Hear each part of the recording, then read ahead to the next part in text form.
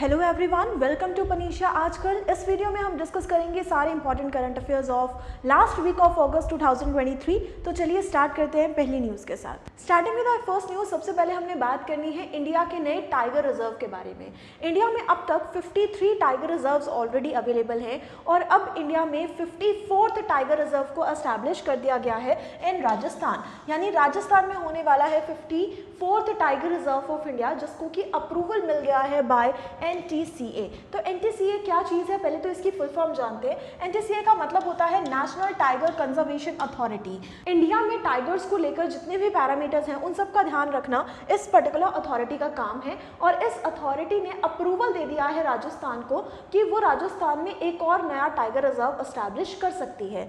इसके आगे हम बात करते हैं कि ये जो नया टाइगर रिजर्व है वो राजस्थान के Karauli as well as Dholpur district में बनने वाला है। इन डिस्ट्रिक्ट्स में इसे एस्टैब्लिश किया जाएगा और एस्टैब्लिश होने के बाद ये बन जाएगा राजस्थान का 5वां टाइगर रिजर्व। राजस्थान में ऑलरेडी 4 टाइगर रिजर्व्स अवेलेबल हैं, जिनका नाम है Ranthambore, Sariska, Mukundra as well as Ramgarh Vishdhari tiger reserve, और इन सब के बाद 5वां टाइगर रिजर्व एस्टैब्लिश होगा इन राजस्थान। यहीं पे अगर हम टाइगर्स की कुछ काउंटिंग की बात करें तो जो इंडिया की टाइगर्स में पॉपुलेशन जो 2018 में 2967 थी, अब 2022 तक ये डाटा इंक्रीज होकर 2680 हो गया है। यहीं पर अगर हम बात करें कि पूरी इंडिया में सबसे ज़्यादा टाइगर्स कहाँ पर मिलते हैं, तो इस रैंकिंग में फर्स्ट नंबर पे है मध्य प्रदेश। सबसे ज़्यादा टाइगर की पॉपुलेशन मध्य प्रदेश में है। सेकंड नंबर पे है कर्नाटका और थर्ड नंबर पे है Uttarakhand in tiger population. Moving on to next हमने बात करनी है ब्रिक्स के बारे में। ब्रिक्स में 6 न्यू मेंबर्स को ऐड ऑन किया जाएगा फ्रॉम 1 जनवरी 2024। तो ब्रिक्स समिट के बारे में जानते हैं। ब्रिक्स ये जो एक पर्टिकुलर इंटरनेशनल ऑर्गेनाइजेशन है, जो इसकी फुल फॉर्म है वही इसके मेंबर कंट्रीज के नाम का पहला इनिशियल है। तो डायरेक्टली देख सकते हैं हम, it's Brazil, Russia, India, China and south Africa. In 5 countries के एक ग्रुप को ब्रिक्स कहा जाता है और अब ये कहा गया है कि अब 6 न्यू कंट्रीज को इसमें ऐड ऑन किया जाएगा, जिनकी वर्किंग स्टार्ट होगी फ्रॉम 1 जनवरी 2024। इसके बारे में जानते हैं कि कौन कौन सी वो 6 कंट्रीज हैं। इनमें नाम है Egypt, Ethiopia, Iran, Argentina, United Arab Emirates यानी UAE, इसके अलावा सऊदी अरेबिया। ये वो 6 कंट्रीज हैं जो ब्रिक्स का मेंबर बनने वाली हैं। और ये जो अनाउंसमेंट है वो ब्रिक्स के प्रेसिडेंट जिनका नाम है सिरिल ऑफ साउथ अफ्रीका, उन्होंने ये अनाउंस किया है कि आगे 6 न्यू मेंबर्स को हम ऐड करेंगे। यहीं पर अगर ब्रिक्स की तरफ नजर डालें तो ब्रिक्स को एस्टैब्लिश किया गया था इन 2009 और 2010 में साउथ अफ्रीका को इसका नए मेंबर के रूप में ऐड ऑन किया गया था। मूविंग ऑन टू नेक्स्ट हमने बात करनी है कुछ इंपॉर्टेंट बुक्स एंड ऑथर्स के बारे में। तो यहाँ हम बात कर रहे हैं बुक जिसका नाम है drunk on love, the life, vision and songs of Kabir. बहुत ही फेमस नेम है सेंट कबीर का, जिन्होंने बहुत अलग अलग तरह की राइटिंग्स पूरे वर्ल्ड को दी हैं। तो उनकी ही राइटिंग्स को एक नए रूप में लेकर आई है ये बुक, जिसके ऑथर का नाम क्या है? इनके ऑथर का नाम है विपुल रिखी। तो इनके द्वारा इस बुक को दोबारा से प्रेजेंट किया जा रहा है। नेक्स्ट सेकेंड नंबर पे जिस बुक के बारे में हमने बात करनी है, इसका नाम है सबका साथ, सबका विकास एंड सबका विश्वास। आई होप ये टाइटल हमने पहले सुना होगा। ये जो टाइटल है ये पहला एडिशन नहीं है, इससे पहले भी इसके 3 एडिशंस लॉन्च हो चुके हैं।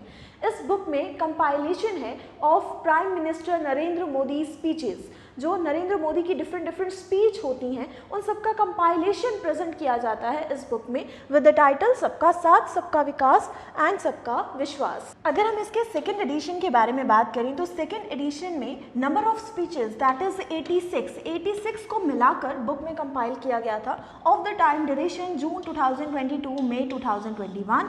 और नेक्स्ट थर्ड में हमने टोटल 80 स्पीच को एक साथ कंपाइल किया of the time duration June 2021 to May 2022। तो ये थे हमारे कुछ important books and authors. Moving on to next हमने बात करनी है B20 समिट 2023 के बारे में। B20 यानी बिजनेस 20, बिजनेस से रिलेटेड जो समिट करवाई जा रही है इंडिया में, इसे हेल्ड किया गया है इन न्यू दिल्ली में। इस पर्टिकुलर समिट को होस्ट किया गया।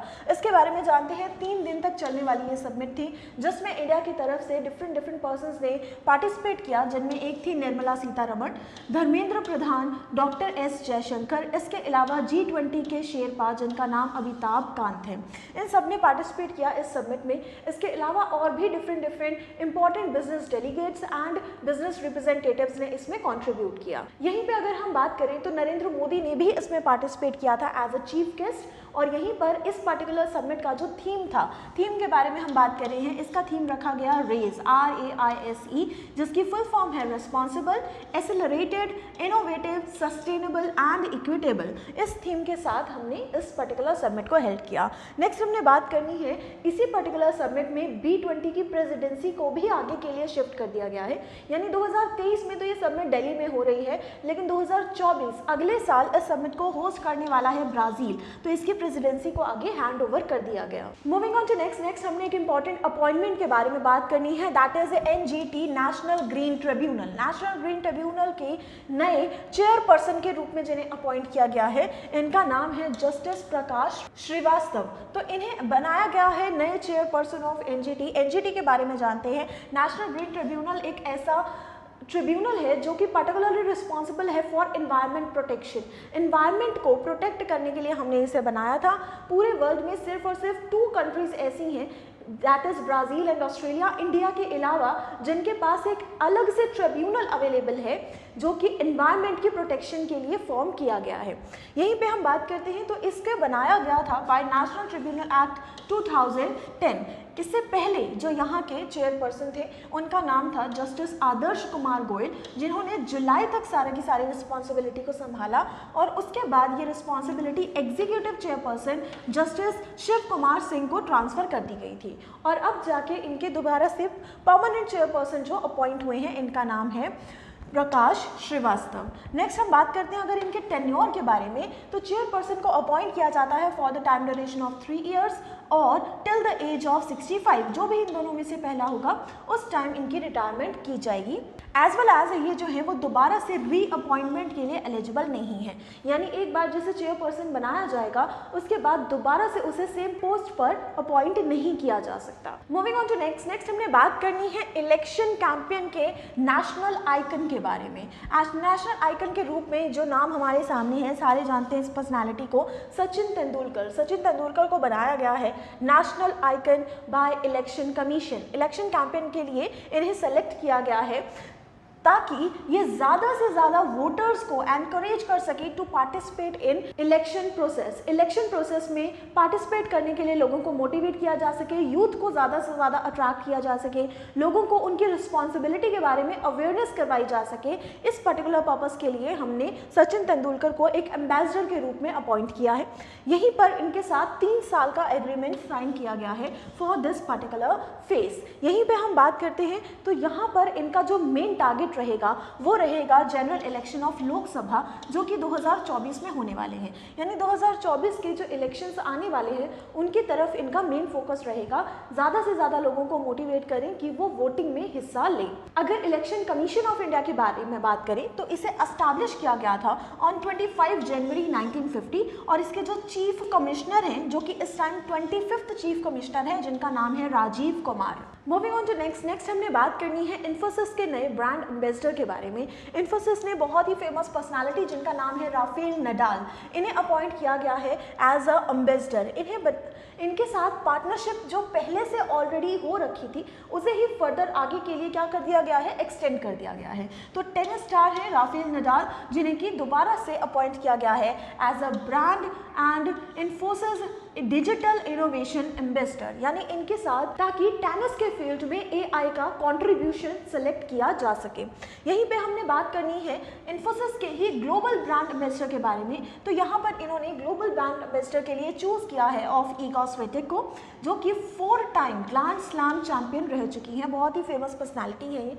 यहीं पर अगर ईगा के बारे में बात करें तो ये है वर्ल्ड की नंबर 1 टेनिस स्टार, जो कि 2022 से लगातार 70 वीक्स के लिए इस पोजीशन को होल्ड करके रखी हुई है, जो कि अपने आप में ही एक रिकॉर्ड है। मूविंग ऑन टू नेक्स्ट हमने बात करनी है 69 नेशनल फिल्म अवार्ड्स के बारे में। तो नेशनल फिल्म अवार्ड्स हर साल दिए जाने वाले अवार्ड्स हैं। इस बार 2023 में इसका 69वां एडिशन करवाया जा रहा है। कहाँ पर? At national media centre of New Delhi. New Delhi में इस अवार्ड्स को डिस्ट्रीब्यूशन किया जाएगा। यहीं पर अगर हम मेन कैटेगरीज के बारे में बात करें तो बेस्ट फीचर फिल्म की कैटेगरी में अवार्ड मिला है रॉकेटरी को। बेस्ट एक्टर के लिए अवार्ड दिया गया है Allu Arjun for the movie Pushpa. Best actress के लिए सेलेक्ट किया गया है आलिया भट्ट को for the movie Gangubai Kathiawadi as well as Kriti Sanon को फॉर द मूवी मिमी। यहीं पे बेस्ट डायरेक्टर के लिए अपॉइंट किया गया है निखिल महाजन को और बेस्ट पॉपुलर फिल्म के रूप में सामने आई है मूवी RRR। तो ये कुछ इंपॉर्टेंट कैटेगरीज थी in national film awards. Moving on to next हमने बात करनी है प्राइम मिनिस्टर नरेंद्र मोदी के बारे में, जिन्हें ग्रीस की तरफ से एक हाईएस्ट ऑनर से सम्मानित किया गया है। तो प्राइम मिनिस्टर नरेंद्र मोदी को दिया गया है grand cross of order of honour. ये जो पर्टिकुलर अवार्ड है ये ग्रीस का सेकंड हाईएस्ट सिविलियन ऑनर है जो इस बार प्राइम मिनिस्टर नरेंद्र मोदी को दिया है। और ये जो अवार्ड है वो उन्हें प्रेजेंट किया गया है बाय ग्रीक्स प्रेसिडेंट जिनका नाम है कैटरीना, इनके द्वारा इन्हें प्रेजेंट किया गया है। यहीं पे अगर हम इस पर्टिकुलर अवार्ड के बारे में बात करें, जैसे 1975 में स्टार्ट किया गया था और इस बार प्राइम मिनिस्टर नरेंद्र मोदी का जो विजिट रहा ग्रीस के लिए, उस पर्टिकुलर विजिट के दौरान इन्हें अवार्ड दिया गया। यहीं पर prime minister Narendra Modi Greece जाने वाले 40 ईयर्स में पहले प्राइम मिनिस्टर है, यानी 40 साल के बाद इंडिया से कोई प्राइम मिनिस्टर ग्रीस के विजिट पर गया था। मूविंग ऑन टू नेक्स्ट हमने बात करनी है नेशनल स्मार्ट सिटी अवार्ड्स 2022 के बारे में। और ये अवार्ड जीत लिया है सिटी इंदौर ने। इंदौर जो एक पर्टिकुलर नाम है, ये हम हमेशा क्लीनेस्ट सिटी ऑफ इंडिया के रूप में जानते हैं। लगातार 6 सालों से क्लीनेस्ट सिटी के रूप में जो नाम सबसे ऊपर होता है, जो टॉप पे होता है, दैट इज़ इंदौर। इसीलिए नेशनल स्मार्ट सिटी का अवार्ड भी इंदौर ने ही जीता है। यहीं पे अगर हम इन अवार्ड्स के बारे में बात करें तो इंदौर फर्स्ट पोजीशन पर रहा, सेकंड पोजीशन पे रहा सिटी सूरत और थर्ड पोजीशन पे रहा आगरा इन स्मार्ट सिटी कैटेगरी। और अगर हम बेस्ट स्टेट के बारे में बात करें तो मध्य प्रदेश ने जीत लिया है बेस्ट स्टेट का अवार्ड। यहीं पर सेकंड नंबर पे रहा तमिलनाडु और थर्ड नंबर पे UP as well as Rajasthan, दोनों ही स्टेट्स ने पोजीशन को एक्वायर किया। और यूनियन टेरिटरी की कैटेगरी में बात करें तो चंडीगढ़ ने टॉप किया है as a smart union territory. ये जो पर्टिकुलर अवार्ड्स हैं इन्हें डिस्ट्रीब्यूट किया जाता है by president Droupadi Murmu in city Indore on the date September 27। Moving on to next हमने बात करनी है मिस अर्थ इंडिया 2023 के बारे में। तो इस बार इस टाइटल यानी मिस अर्थ इंडिया 2023 जो बनी है ये है राजस्थान से प्रियन सेन ने जीत लिया है title of Miss Earth India 2023। और इसी पर्टिकुलर इवेंट के दौरान मिस डिवाइन ब्यूटी ऑफ 2023 ये जो इवेंट है इसी में एक और टाइटल एक पर्सनालिटी ने अपने नाम किया है जो कि है मिस इंटरनेशनल इंडिया 2023। और ये टाइटल अपने नाम करने वाली लेडी का नाम है प्रवीणा अंजना। तो इन्होंने अपने नाम किया है इस टाइटल को। ये जो पर्टिकुलर ब्यूटी कॉन्टेस्ट है इसे हेल्ड किया गया था in New Delhi in Jawaharlal Nehru stadium. Moving on to next हमने बात करनी है स्वच्छ वायु सर्वेक्षण 2023 के बारे में। स्वच्छ वायु यानी कौन सी वो जगह है जहाँ की एयर क्वालिटी काफ़ी अच्छी है, तो उस पर्टिकुलर बेसिस पे अलग अलग सिटीज़ को रैंकिंग प्रोवाइड की जाती है। और अगेन इस रैंकिंग में भी जिसने सबसे पहले पोजीशन को एक्वायर किया है that is city Indore. Indore ने स्वच्छ वायु सर्वेक्षण लिस्ट में अपने नाम को सबसे ऊपर रखा है। यहीं पे अगर हम बात करें तो ये जो पर्टिकुलर लिस्ट है ये किसके द्वारा जारी की जाती है? ये दी जाती है सेंट्रल पॉल्यूशन कंट्रोल बोर्ड के द्वारा, जो अलग अलग सिटीज़ को रैंकिंग प्रोवाइड करती है on the basis of their air quality, जिसमें इंदौर ने फर्स्ट पोजीशन को एक्वायर किया। सेकेंड नंबर पे जो सिटी रही that is Agra, third number पे सिटी रही थाने, नेक्स्ट फोर्थ नंबर पे सिटी थी श्रीनगर एंड फिफ्थ पोजीशन को एक्वायर किया गया बाय भोपाल। यही अगर हम बात करें कि वो सिटी जिसमें सबसे ज़्यादा बेकार एयर क्वालिटी है, bad air quality, that is of Gwalior, और ग्वालियर ने लीस्ट पोजीशन को हासिल किया है विच इज़ 43rd पोजीशन। तो ये जो पर्टिकुलर रैंकिंग है ये प्रोवाइड की गई है by CPCB। Moving on to next हमने बात करनी है चेस वर्ल्ड कप फाइनल 2023 के बारे में। तो चेस का जो वर्ल्ड कप करवाया गया इन 2023 इसे जीत लिया गया है by Magnus Carlsen. Magnus Carlsen जो कि नॉर्वे से बिलोंग करते हैं, इन्होंने इस पर्टिकुलर चैंपियनशिप को जीत लिया है और इस टाइटल को अपने नाम किया है फर्स्ट टाइम, पहली बार इन्होंने इस टाइटल को अपने नाम किया है। यहीं पर अगर फाइनल्स की बात करें तो इन्होंने हराया है इंडिया के चेस के ग्रैंड मास्टर जिनका नाम है आर प्रगनंदा जो कि यंगेस्ट चेस ग्रैंड मास्टर हैं इंडिया के। उन्हें फाइनल्स में हराने के बाद इन्होंने इस टाइटल को अपने नाम किया इन टाई ब्रेकर राउंड। यहीं पे अगर हम बात करें आर प्रगनंदा की तो ये है youngest world cup finalist ever. इसी के साथ साथ ये है सेकंड फाइनलिस्ट जो कि विश्वनाथन आनंद के बाद सेकंड नंबर पे इस पर्टिकुलर चैंपियनशिप में फाइनल्स तक पहुंचे हैं। मूविंग ऑन टू नेक्स्ट हमने बात करनी है डेट 23 अगस्त के बारे में। 23 अगस्त को आगे से हर बार सेलिब्रेट किया जाएगा नेशनल स्पेस डे।